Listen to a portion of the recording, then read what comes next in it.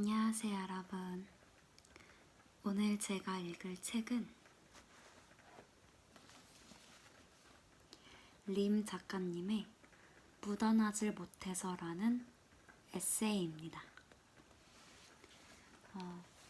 저는 사람들의 눈치를 되게 많이 보는 편인데 이 에세이는 세상의 기준에 맞춰서 살기보다는 나만의 길을 개척해 나가는 작가 이야기가 저한테는 제 삶의 터닝포인트로 다가왔기 때문에 저와 비슷한 성향이시거나 아니면 아니어도 이 책의 내용이 굉장히 흥미롭게 다가올 것 같아요. 저는 다는 못 읽어드리고 한 3편 정도 제가 마음에 들었던 편을 골라서 읽어보도록 하겠습니다.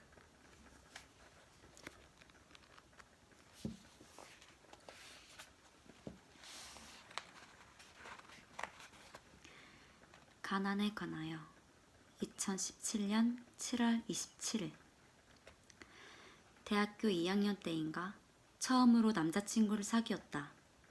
나의 첫 남자친구는 여러모로 나보다 가진 것이 많았다. 나이도 지나간 사랑의 역사도 지식과 마음의 여유 그리고 경제적인 것까지도 수많은 커플이 그러하듯이 서로의 어린 시절에 대해 궁금해하던 어느 날이었다. 오빠의 어린 시절은 어땠어? 라는 내 질문과 담백했던 그의 대답은 헤어진 지 6년이 지난 지금도 기억난다. 평범했어. 나는 갖고 싶은 게 있으면 걱정 안 하고 늘 가질 수 있었어. 부족한 거 없이 잘한 편인 것 같아. 평소와 같이 평온한 얼굴로 미소 지으며 말하던 그 얼굴. 갖고 싶은 것을 걱정 않고 늘 가질 수 있었다고 담담하게 이야기할 수 있는 그를 나는 부러워했던 것 같다. 그때 나는 오빠, 그거 의외로 평범한 거 아닐걸? 하고 말했나? 아니면 그와 대비되는 나의 어린 시절 얘기를 했었나? 그것까지는 기억나지 않는다. 내가 어렸을 때 우리 집은 몹시 어려운 형편은 아니었지만 그렇다고 썩 여유로운 것도 아니었다.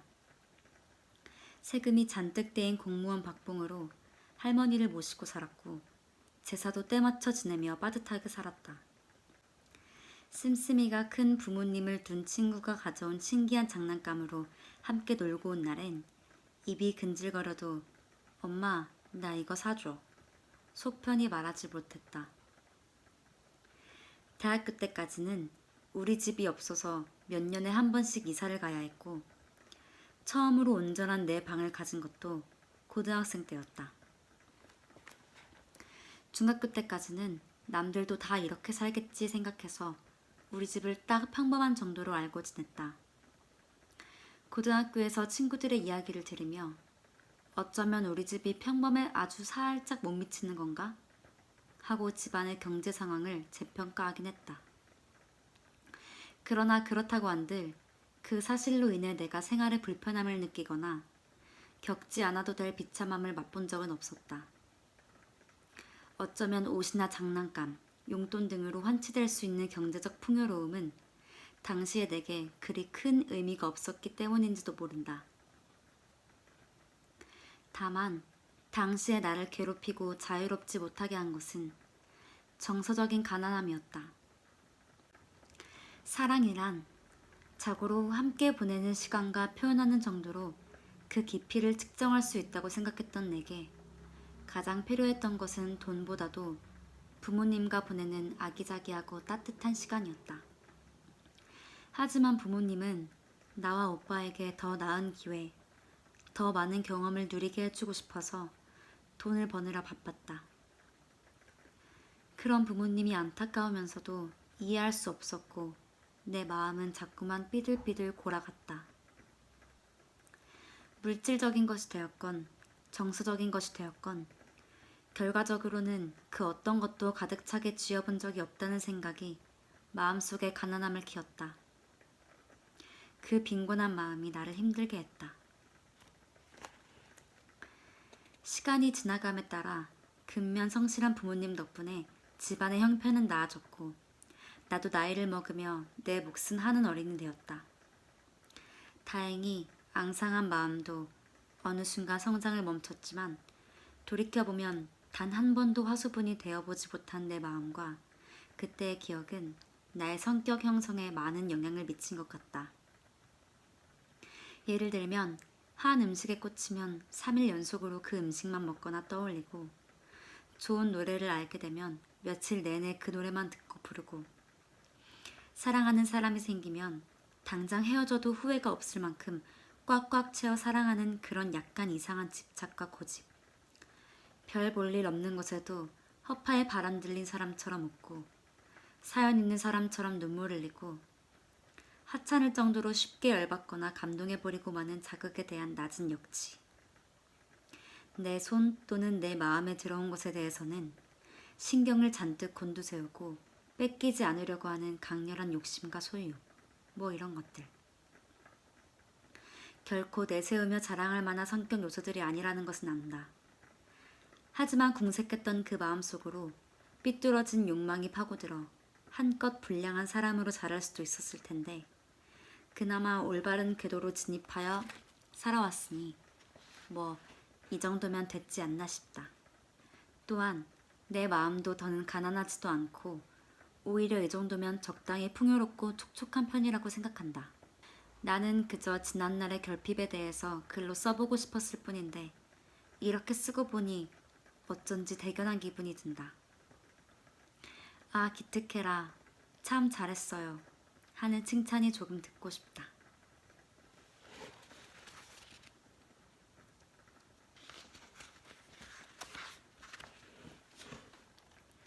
보통 사람 2017년 8월 24일 이제서야 있는 그대로의 나를 안고 살아가는 법을 알게 된 것 같다. 그 덕분인지 요즘은 적당히 평화롭고 평범한 몇 달 전까지 내가 그렇게나 갈구했던 그런 생활을 지내고 있다.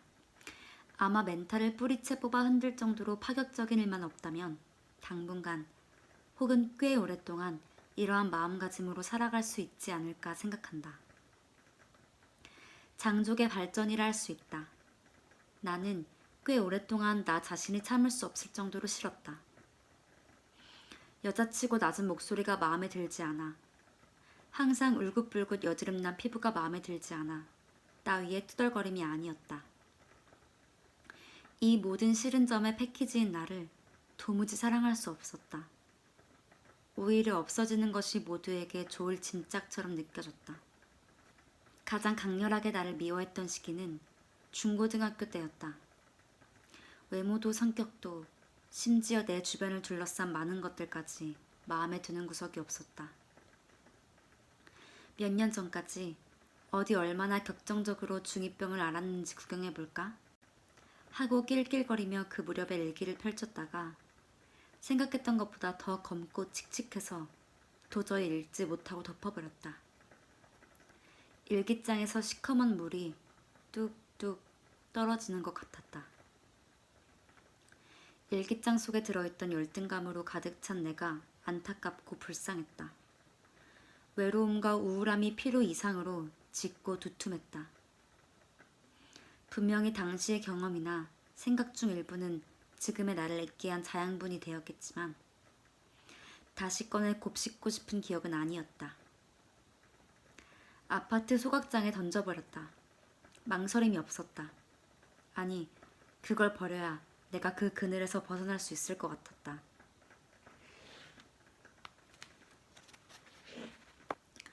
버려진 일기장 속 시기 이후로도 몇 번쯤 조용히 세상에서 사라져버리고 싶다는 생각을 하곤 했다.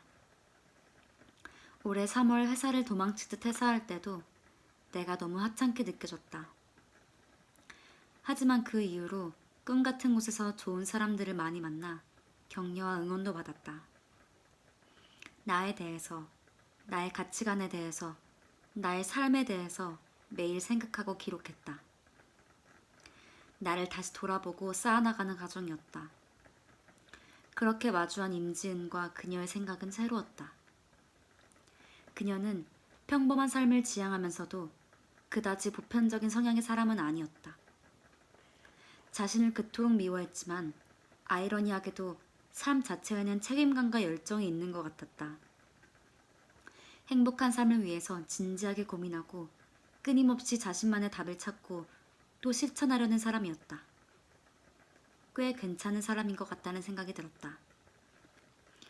여전히 나는 딱히 내세울 것 없고 필요 이상으로 감정적이고 예민하고 웃음이 많고 생긴 것도 평범하지만 이제는 그래도 이 정도면 훌륭하지 뭐 하고 내 멋대로 생각한다. 매일 아침 일어나면 거울 속에 퉁퉁 부은 얼굴의 나를 보고 억지로라도 활짝 웃으며 굿모닝 인사를 한다. 별다른 일이 없어도 문득 그래 오래 살고 볼 일이지 잘 버텼다. 이 정도면 잘 컸다 기특하다 생각하며 스스로 격려해준다. 어느 누구보다 나에 대해 가장 많이 알고 있는 건 결국 나뿐이다. 내 힘으로 통제할 수 없었던 과거의 상처들이나 남들에겐 굳이 말하기 싫은 비밀들까지 모두 다. 그리고 그 모든 것들을 알고도 나를 사랑해줄 수 있는 유일한 사람도 결국 나 하나뿐이다. 그 사실을 깨닫자 한결 더 따뜻한 눈으로 날 바라볼 수 있었다. 만약 어릴 때부터 나를 더 사랑하는 사람이었다면 지금의 나는 또 어떤 사람이 되어 어떤 생각을 하고 있을까? 여전히 지금과 비슷한 사람으로 비슷한 생각을 하며 살아갈까? 가늠조차 할 수 없지만 일단은 지금부터라도 있는 그대로의 나를 안고 살아갈 수 있게 되었다는 것이 중요한 거라고 그렇게 생각해 본다.